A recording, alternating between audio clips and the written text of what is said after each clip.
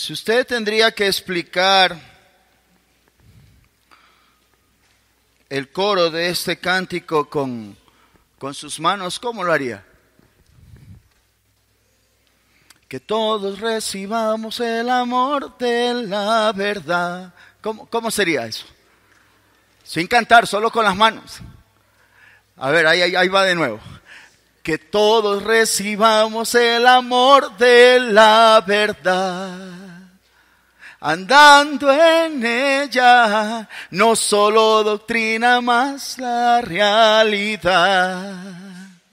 Columnas y así comienza oír.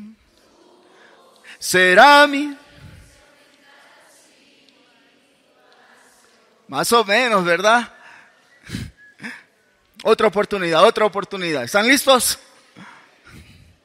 Que todos recibamos el amor. No les veo aquí a los hermanos. No solo doctrina más. No sé cómo decir realidad. Columnas. Y así. Comiéndote.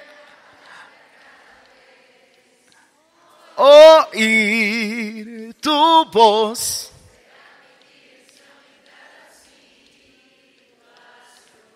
Aleluya. Señor, te amamos y queremos renovar aquí nuestro amor por ti. Reiterarte que tú eres el tesoro de nuestro corazón.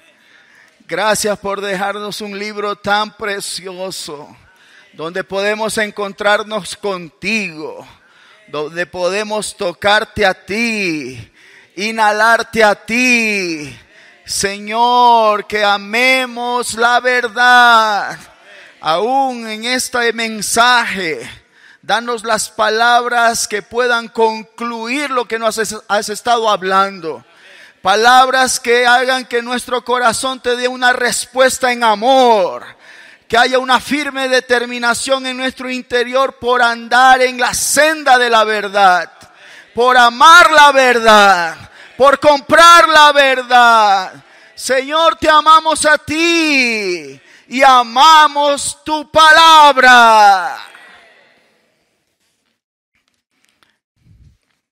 Estos dos cánticos últimos tienen un común denominador en ambos.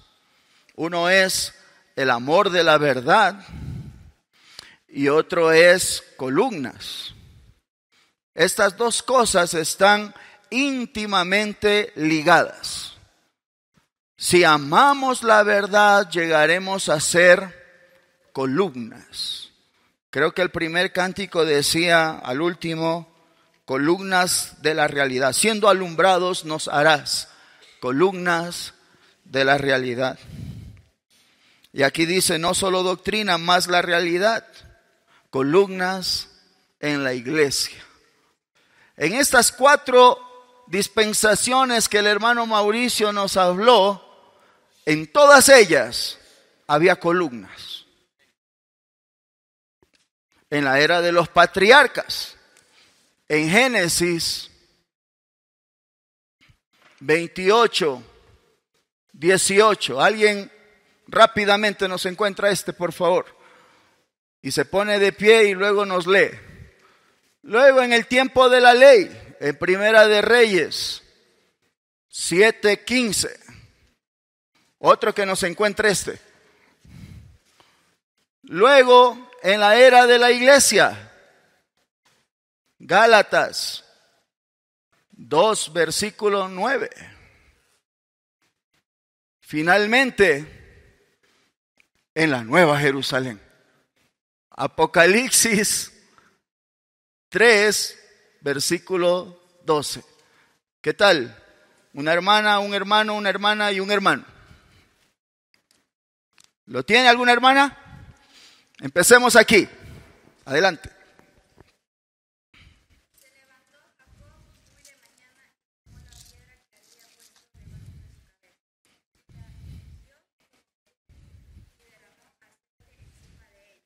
Ajá. Entonces, aquí Jacob, ¿usted sabe quién era Jacob? ¿Qué apellido era Jacob? Era Pasto Isaac. Todos nosotros aquí somos Jacob. Jacob significa suplantador. Él era mentiroso, engañador, maniobrador. Pero a este Dios le dio su sueño. Y él soñó con la casa de Dios, con Betel.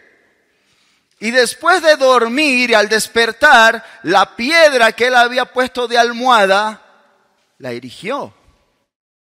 La levantó y la puso como una columna y la ungió. La columna en la Biblia hace alusión a la obra de edificación de la iglesia. No puede haber la edificación de la iglesia si no hay columnas. Todo edificio necesita en su estructura principal, en su base elemental, tener columnas. ¿Por qué muchas veces la iglesia donde yo estoy está débil? ¿Por qué la labor, la obra con los niños o con los jóvenes de pronto se ha debilitado? ¿O por qué mi consagración es débil? Porque nos faltan columnas. Entonces, desde el comienzo, en ese sueño que ya apuntaba a Betel, a la casa de Dios, Dios nos dice que es necesario columnas. Ok, ahora venimos aquí. Salomón había edificado el templo. ¿Alguien tiene ese versículo? Adelante.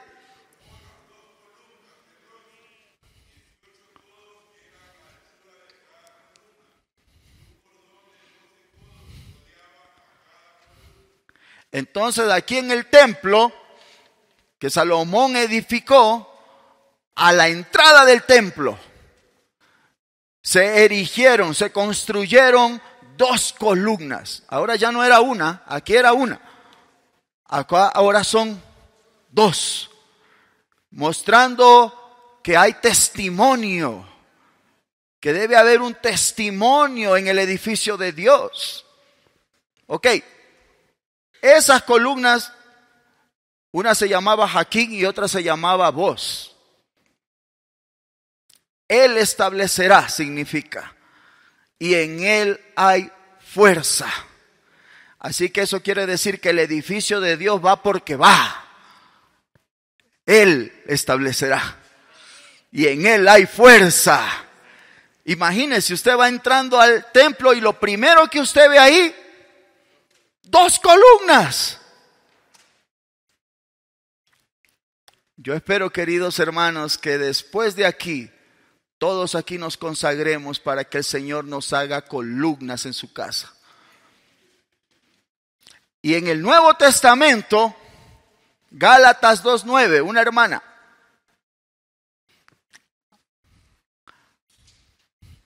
¿Qué tal? Las dos juntas.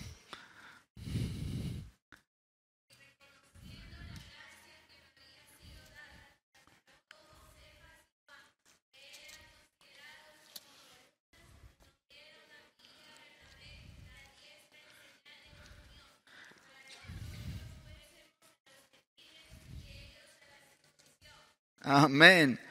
¿Qué tal si ponemos ahí nuestro nombre? A ver, ¿cómo quedaría?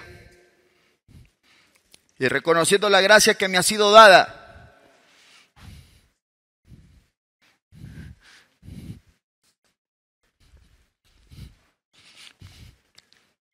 Isaac, Jean-Pierre, Jacob, que eran considerados como columnas. La iglesia en Cuenca necesita columnas. La iglesia en Yaguachi necesita columnas. Cada iglesia necesita columnas. Mi anhelo, queridos hermanos, es que llenemos la iglesia de columnas. Debemos orar, Señor, hazme una columna. Y terminamos aquí en la eternidad futura. ¿Alguien aquí nos puede leer? Ok, los que tengan, levántense y juntos pueden leer. Ahí están 4, 5. Ok, adelante.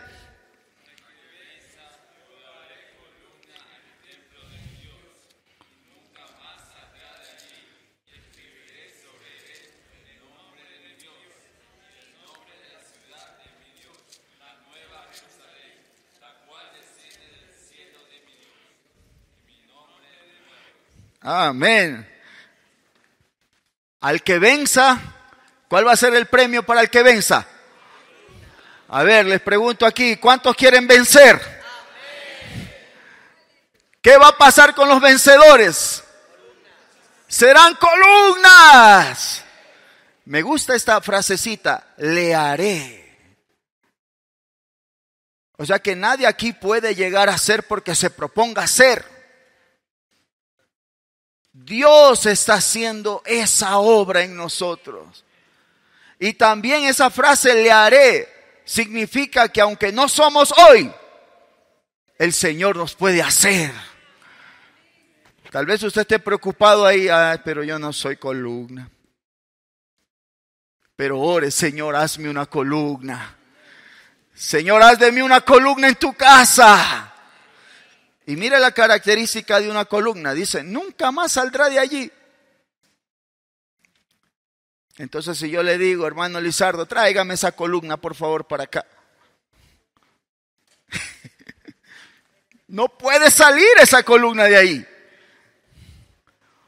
¿No creen, jóvenes, que necesitamos ser columnizados? Vienen nuestros amigos, vamos para acá. Usted no se mueve de ahí, porque usted es una columna. Viene la corriente de esta era y se lo quiere llevar, pero usted no se mueve de ahí. Si se mueve, eso no es una columna. ¿Cómo está nuestra constitución de la verdad? Al punto de no ser llevados por cualquier ideología, al punto de no ser cautivados por cualquier filosofía, movimiento. ¿Seremos una columna ya? Pero no hay problema si no somos. Señor, hazme una columna. Y dice que esa columna tiene un nombre. ¿Cómo se llama esa columna? Se llama Dios, Nueva Jerusalén. Así se llama. ¿No dice ahí eso? Que pondré en ella el nombre de mi Dios y de la ciudad de mi Dios. Así que esa columna está llena de Dios y ha llegado a ser la Nueva Jerusalén. Cuando a usted le dicen, no, tiene que llegar a cierto lugar, al Parque La Carolina, entonces usted llega ahí y usted ve ahí, Parque La Carolina. Ese es el Parque La Carolina. Así que si le ponen el nombre de Dios y de la ciudad de mi Dios, es que hemos llegado a hacer eso. Esa es la economía de Dios. Las columnas han llegado a ser deificados y ahora son la Nueva Jerusalén. Por lo tanto, aquí ninguno va a la Nueva Jerusalén. Estamos llegando a ser la Nueva Jerusalén.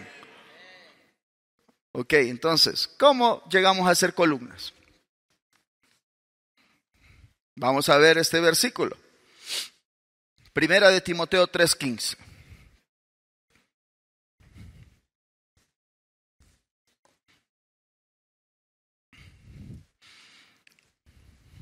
¿Lo tenemos? De hecho, este debemos sabernos de memoria. A ver, vamos a decirlo de memoria. Pero si tardo como uno en la...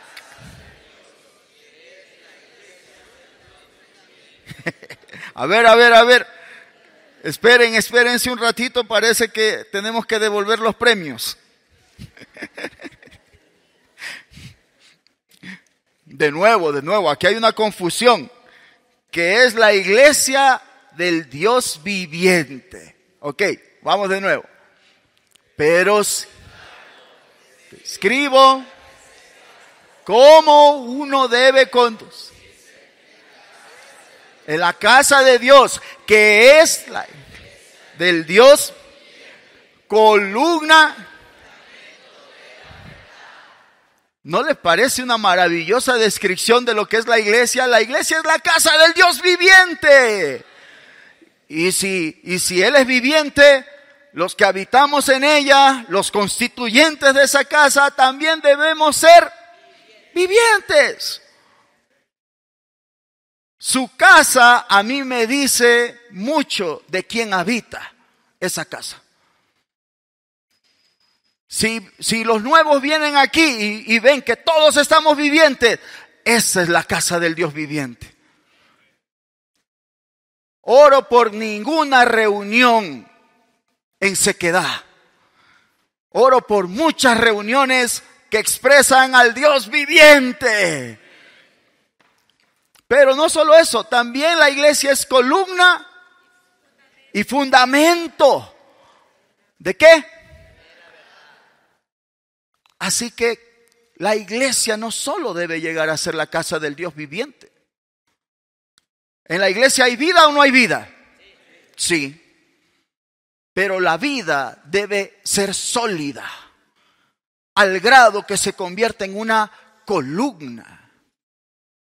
Usted no haría una casa con trigo, ¿verdad? Aunque mucha vida tenga el trigo. Usted no haría una casa con trigo. Usted tendría que hacer eso con algo sólido. La casa de Dios no solo necesita vida, necesita la verdad. La vida nos atrae, pero la verdad nos hace permanecer. La vida nos cautiva, nos trae a la iglesia, nos introduce. Uno llega aquí y ve a los hermanos tan vivientes, yo me quiero quedar ahí. Pero al poco tiempo un hermano lo ofende a usted. O usted se ofende con un hermano. Y ya se quiere ir. En la iglesia ya no ha habido amor. Nadie me pastorea a mí. ¿Sabe lo que a usted le va a hacer permanecer aunque aquí usted sienta que no lo quieran? Lo que nos va a hacer permanecer en la iglesia es la verdad. Cuando venga la tempestad, no se moverá. Cuando vengan los problemas, permanecerá. Así que no solo necesitamos la iglesia como la casa del Dios viviente, sino también como columna y fundamento. ¿Qué es lo que nos columniza a nosotros? Nos hace columnas. La constitución de la verdad. Debemos ser constituidos de la verdad. ¿Qué es constitución? Es de lo que está hecho. Ustedes estos días han oído mucho de la verdad, pero usted ya es la verdad. ¿Ya es una columna? Eso nos tomará tiempo. Esta mesa es de madera. Usted y yo debemos estar hechos de la verdad. Eso es lo que nos va a columnizar en la iglesia.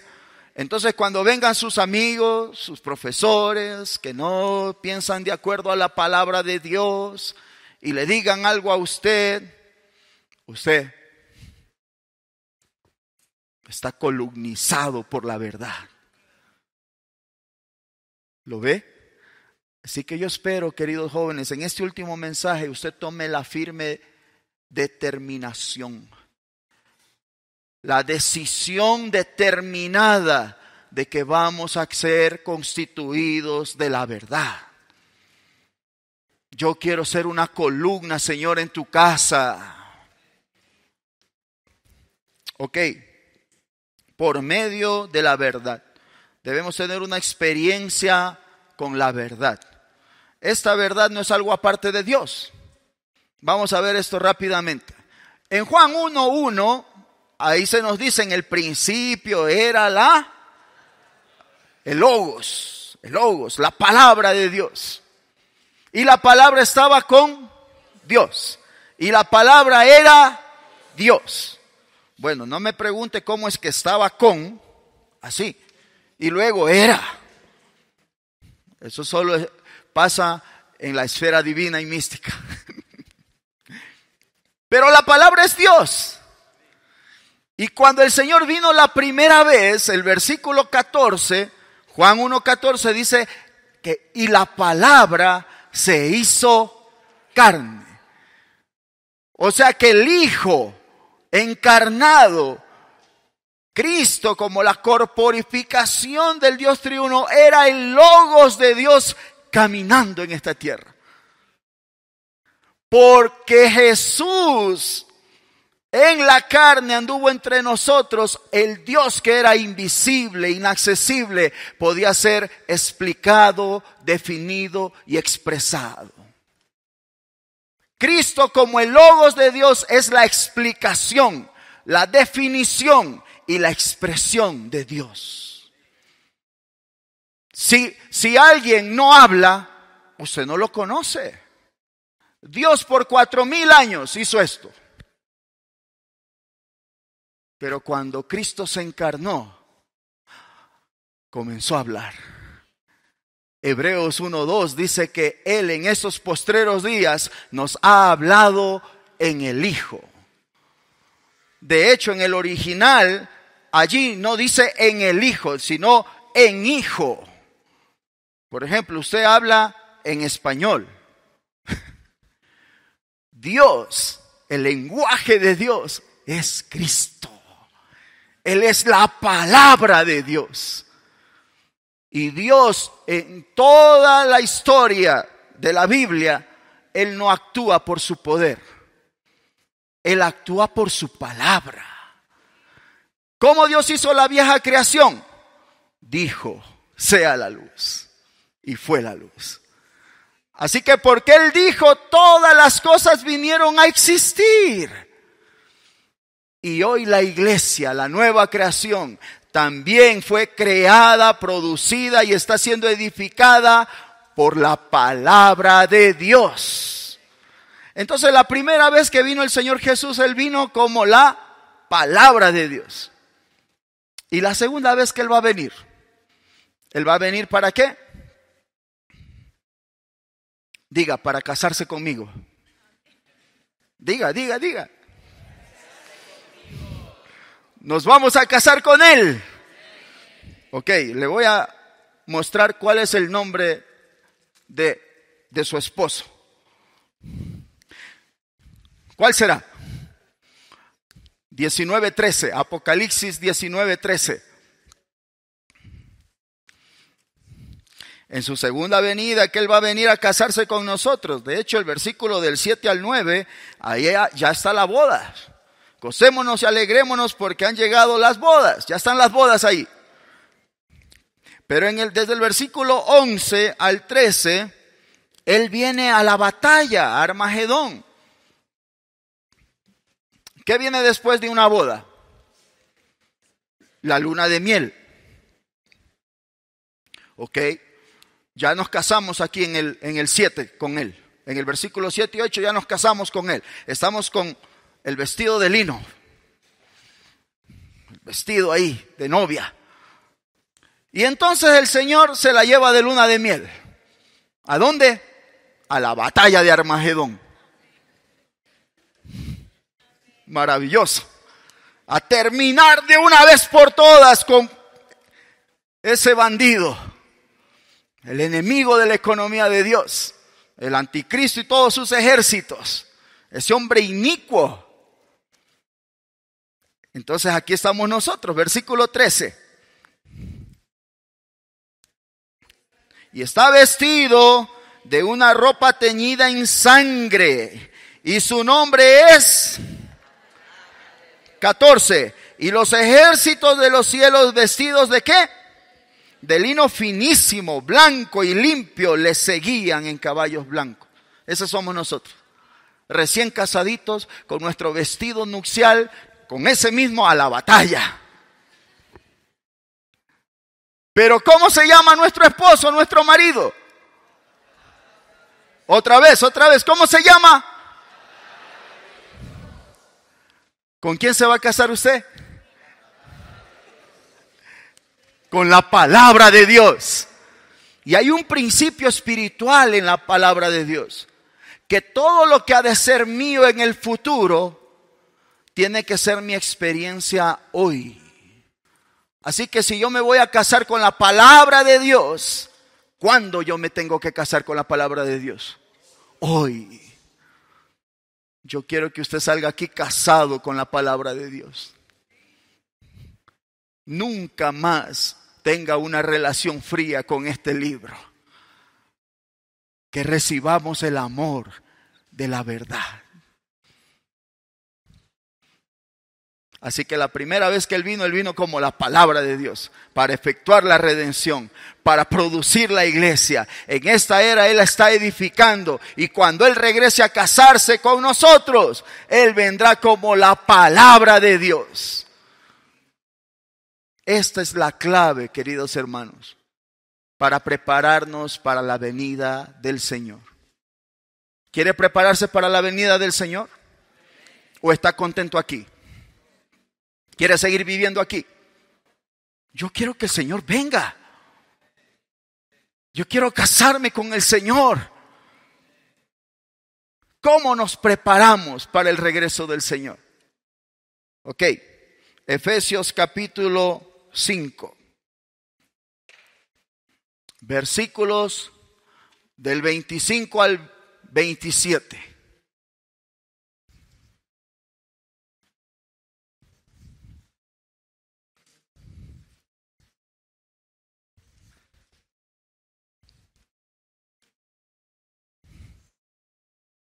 Ok, en esos 3 versículos muestran cómo Dios prepara, cómo el Dios produce, prepara y finalmente se casa con la iglesia. ¿Qué dice el versículo 25? Todos juntos.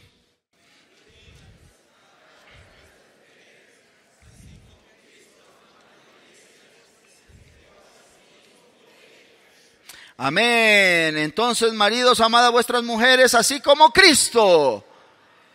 ¿Qué hizo Cristo? Amó. Esto está en pasado.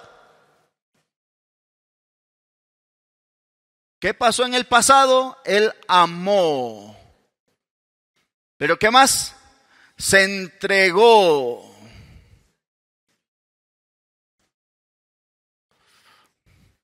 Esa es la obra en el pasado. El Señor ya hizo eso. Él nos amó y fue a la cruz por nosotros, se entregó por nosotros.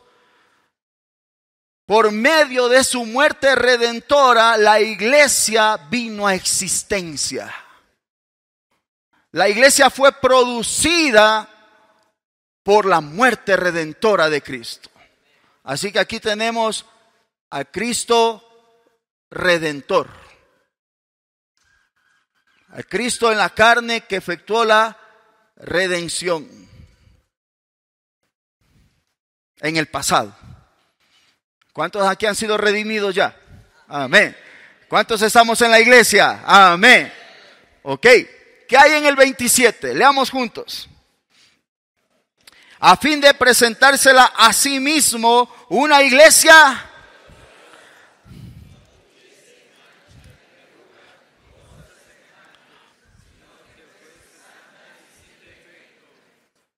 Aquí está la presentación. Esto es el futuro. Todavía no hemos llegado allá. Pero ¿cuántos quieren llegar aquí? Aquí está la iglesia gloriosa. Sin mancha y sin arruga. Pregunto yo, hoy, ¿la iglesia tendrá manchas? ¿Tendrá arrugas? Bueno, acá ya no. Esa es la presentación. Aquí está la redención y aquí ya está la presentación. Esto es en el pasado y esto es en el futuro. ¿Cómo llegamos de aquí a aquí?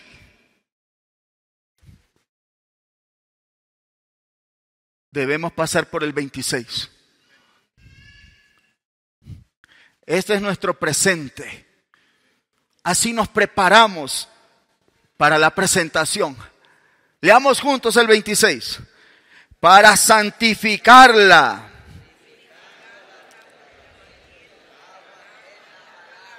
Así que hoy, ¿qué está pasando con la iglesia? Está siendo santificada, purificada por el lavamiento del agua en la palabra. Entonces esto ya pasó. Esto va a venir. Pero hoy, todos los días, debemos vivir aquí, siendo santificados, purificados. ¿Cuál es el agente santificador y purificador? El lavamiento del agua en la palabra. ¿Cómo es que la iglesia llega a ser gloriosa sin manchas y sin arrugas? ¿Cuál es el agente embellecedor? Quita manchas, quita arrugas. La palabra, amén. Así se embellece ella, para que entonces pueda presentarse para casarse con él. Este fin de semana todos aquí hemos venido a un gabinete de belleza. Y usted se va más bello de cuando vino, con menos manchas, con menos arrugas, porque hemos estado en el lavamiento del agua en la palabra. Entonces, si le preguntan, ¿de dónde viniste?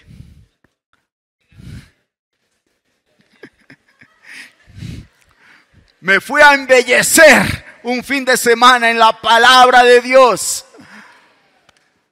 Queridos jóvenes, en la palabra. Palabra ahí es rema. No es solo logos. No es solo las letras en blanco y negro. Es el rema que viene por la acción de mezclar estas palabras con nuestro espíritu por medio de la oración. Como lo hicimos anoche. ¿Ha orado usted y leído la palabra alguna vez así? Tenemos que aprender cómo orar la Biblia. Cómo personalizar cada versículo a nuestra situación. Usted sabía que en Salmos, ¿qué dice en Salmos capítulo 18, versículo 1? Esa frase allí no es muy común en el Antiguo Testamento. Te amo, oh Jehová, fuerza mía.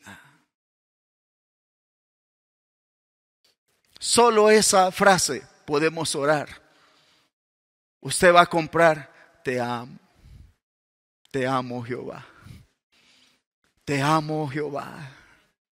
Fuerza mía. Señor, hoy no tengo fuerza, pero tengo fuerza para decirte que te amo. Te amo. Te amo. Tú eres mi fuerza. Mientras te amo, fortaléceme.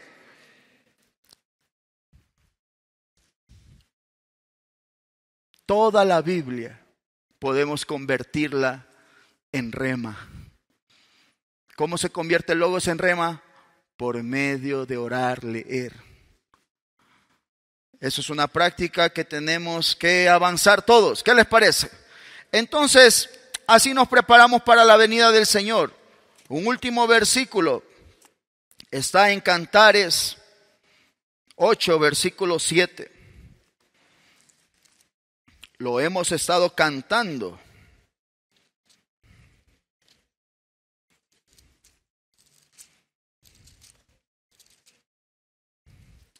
¿Lo tiene allí?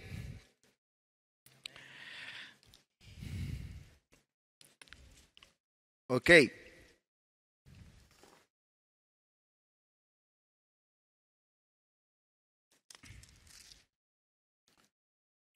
Versículo 13 y 14.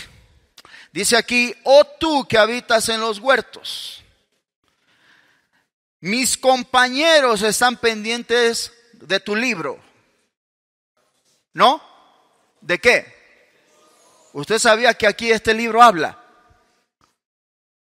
Hay una voz aquí. ¿Usted quiere el libro o quiere la voz? Claro, no se puede tener la voz si no tiene el libro. Porque el rema sale de logos. Usted debe tener el logos para poder tener la voz, el rema. Mis compañeros están pendientes. Yo debo orar eso, Señor. Yo quiero todos los días estar pendiente de tu voz. Y luego ella hace una oración que todos debemos hacer. Házmela oír. Házmela oír. Y entonces el 14 dice, apresúrate, amado mío. Esa es la venida del Señor. Esto muestra, hermanos, que la mejor manera de prepararnos para el regreso del Señor es estar pendientes de su voz. Todos los días debemos buscar oír la voz del Señor en todos los asuntos de nuestra vida cotidiana. Entonces, ahora sí voy a terminar con este bosquejo.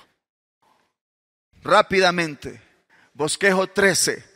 3 palabras que quiero que queden grabadas en su ser. Punto Romano 1. Hermanas. Creer, subraya eso, creer, grabes eso. Nuestra actitud hacia la Biblia debe ser número 1, creer. De nuevo, nuestra actitud hacia la Biblia debe ser creer. Punto Romano número 2, hermanos. Amén. Segunda palabra, conocer. ¿Cuál es? Y todos juntos del punto Romano 3. Tercera palabra, aplicar. Así que si podemos resumir cuál es nuestra actitud hacia la Biblia. Número 1, creer. Número 2 y número 3. Muy bien, ya está todo el mensaje. Creer, conocer y aplicar. En cuanto a este asunto de creer, queridos hermanos, debemos ejercitar fe en la palabra de Dios. Hay un versículo aquí que está en Hebreos 3:12 que dice que el pueblo de Israel tenía un corazón malo de incredulidad. Nada ofende más al Señor que no le creamos. Si Él lo dijo, es verdad. Un día en el capítulo 8 de Mateo, el Señor le dice a los discípulos, pasemos al otro lado. Entonces suben la barca él y sus discípulos y el Señor se duerme. Y en medio del camino se levanta una tempestad con vientos, con olas. Y todos se comenzaron a desesperar. Y cuando el Señor despierta, calma todo y les dice, hombres, ¿por qué les dijo hombres de poca fe? Porque el Señor ya había dicho, pasemos al otro lado. Allá nos vemos. Todo va a estar bien. Eso no significa que no pasemos por tempestad. Pero al otro lado nos vemos. Ellos no creyeron. Y se desesperaron. ¿No nos pasa así a veces? Que porque nuestra fe es muy pequeña, porque hay dudas en nuestro corazón, nos desesperamos por las tempestades que vienen. ¿Ustedes vieron esto? Este diagrama que nos hicieron, ¿dónde terminaba aquí? Eso quiere decir que termina como todo cuento, feliz. Felices por siempre. Ahí va a terminar nuestra historia. Así que no se preocupe por la tempestad. Tenga fe en la palabra de Dios. La Biblia dice que nosotros estamos llegando a ser su obra maestra, ¿o no? Estos hijos de desobediencia, hijos de ira, rebeldes. Yo no sé cuántos de ustedes estamos en esa situación de rebeldía con los padres, que contesta el papá, la mamá. Un día seremos la obra maestra del Señor. Hoy somos una obra maestra en construcción. Así que hay que hacernos, el hermano Enrique nos decía, hay que hacernos esa camisa, obra maestra en construcción. Perdone las molestias.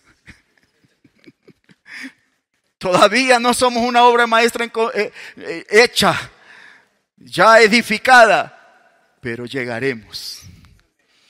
Él lo dijo y Él no es hombre para que se arrepienta. Él no es hombre para que mienta.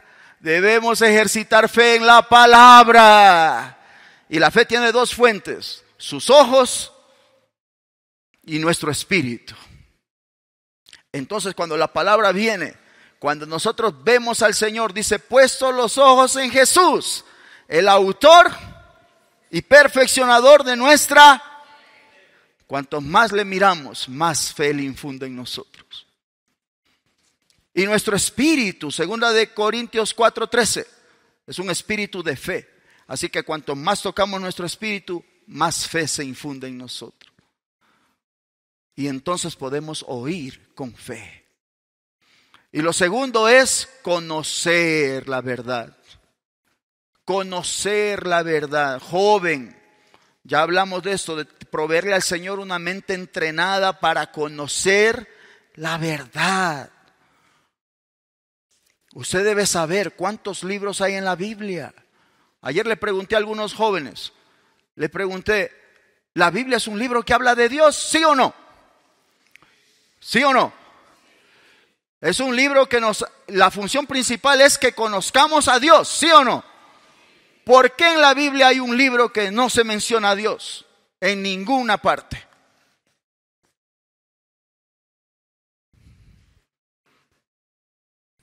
¿Cuál es ese libro? Esther. Pero no se menciona a Dios, ¿verdad?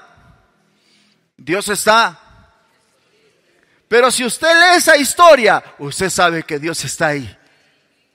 Porque es imposible que haya ocurrido todo lo que dice si Dios soberanamente no estaba operando detrás de la escena. Así que usted no vea a Dios no quiere decir que Dios no esté. Eso es para que el que nos preguntó que qué le digo a mi amigo ateo.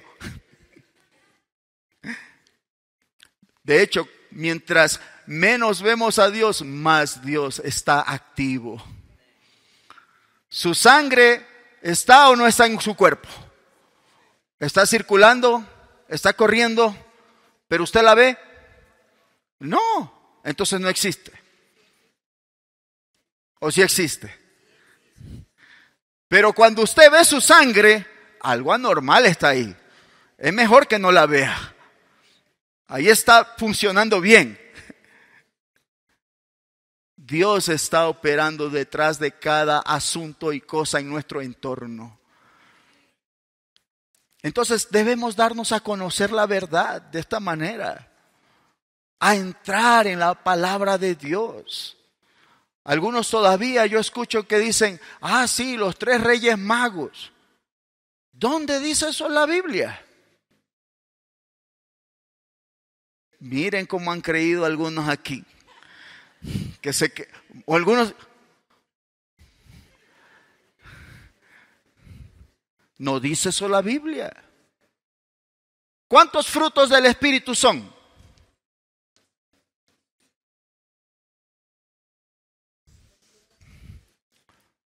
Ahí en Gálatas 5:22, ¿verdad? ¿Cuántos frutos del Espíritu? ¿Dice frutos o fruto? Si ven, una S puede cambiar todo. Solo es el fruto del Espíritu. Queridos jóvenes, ustedes en esta edad, como decían los hermanos, tienen muchas más herramientas que lo que nosotros tuvimos.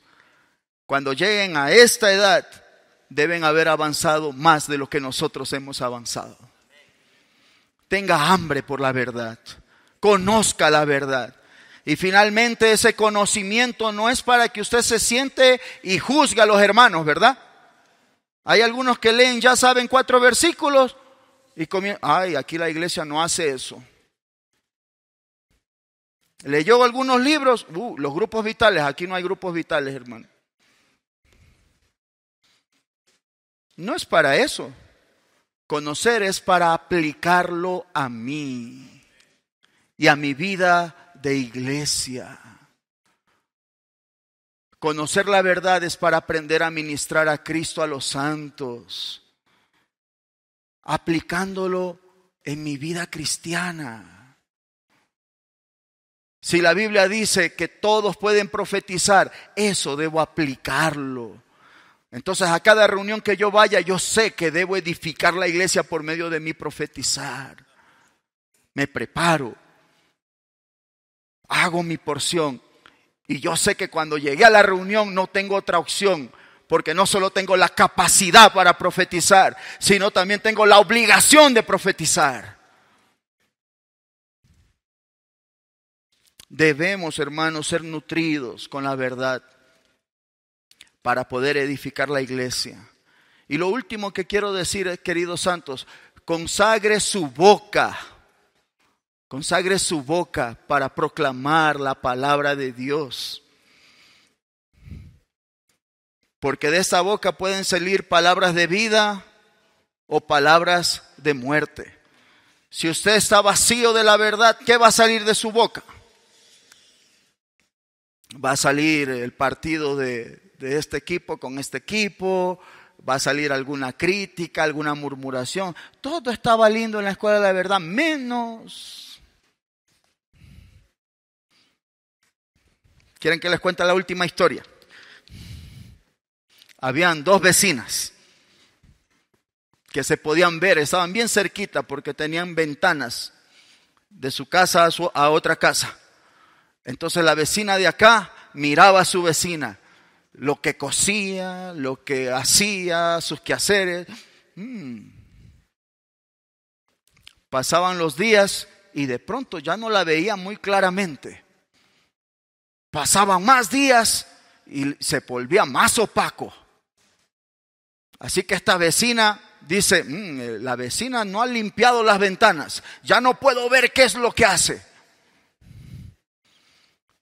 Es más, hoy le voy a dar un ejemplo de cómo se limpia una ventana. Entonces ella va y limpia, comienza a limpiar su ventana. Regresa y ahora sí la veía clarita la vecina. Ella se dio cuenta que no era la ventana de su vecina la que estaba sucia. Era su propia ventana. Cuando recibimos la verdad, los primeros expuestos somos nosotros. Conságrese a dar vida y no a estar recibiendo algún conocimiento para estar criticando lo que hacen o no hacen los demás. Eso trae muerte a la iglesia. Nuestra boca es para edificar la casa de Dios. Así dice Efesios 4:29, que debemos dar palabras que edifiquen a los creyentes. Queridos jóvenes, que el Señor nos dé a todos un nuevo, fresco comienzo con la Biblia.